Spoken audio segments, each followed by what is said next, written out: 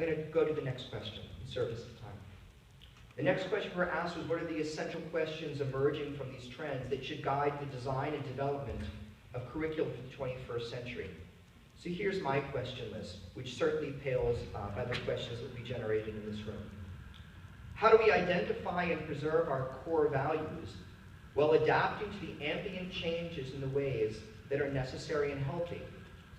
How do we find the congruities between Jewish tradition and these emerging trends? And by contrast, what do we do when we decide that Judaism provides a needed counterweight against the trends that we find dangerous? How do we build bridges between the particular and the universal? How do we help parents and students understand how one enhances the other? And this is not simply a one-way street of the particular enhancing the universal. What are the fundamentals that the educated Jewish student needs to know in order to live a Jewish life? And when should those be taught? And how? And by whom?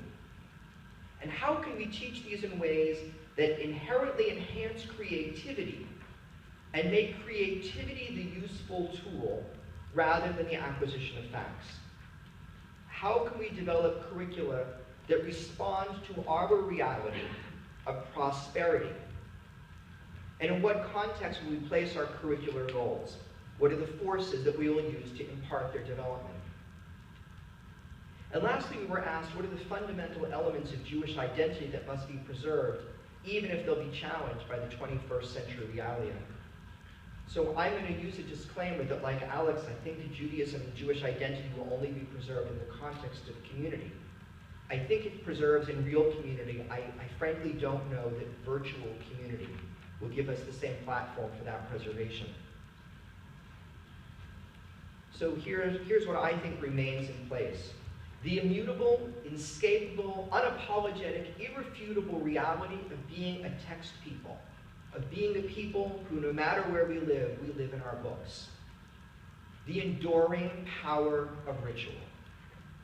The belief that the human initiative is premised on our faith of a universe structured by moral laws that we ourselves did not write.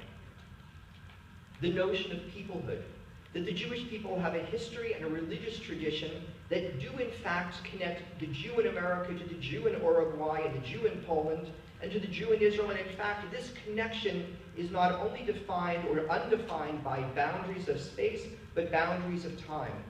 So the Jew of the medieval day is bound to the Jew of the Enlightenment, to the Jew of today, and to the Jews who will one day build shuls on Mars.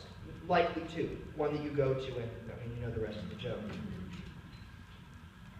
We must preserve Hebrew language as the unique language of the Jews, through which we access the sacred texts that allow us to share with the world our unique contributions to the world over time.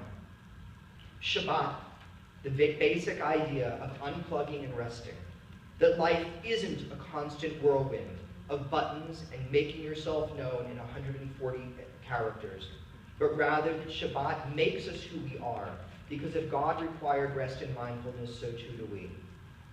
The idea that there are core Jewish actions and Jewish beliefs that may have universal meanings and broader messages, but they uniquely reflect and come from the history and traditions of the Jewish people.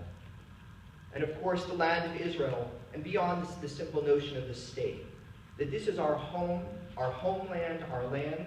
We cannot imagine a Jewish future as wandering Jews again.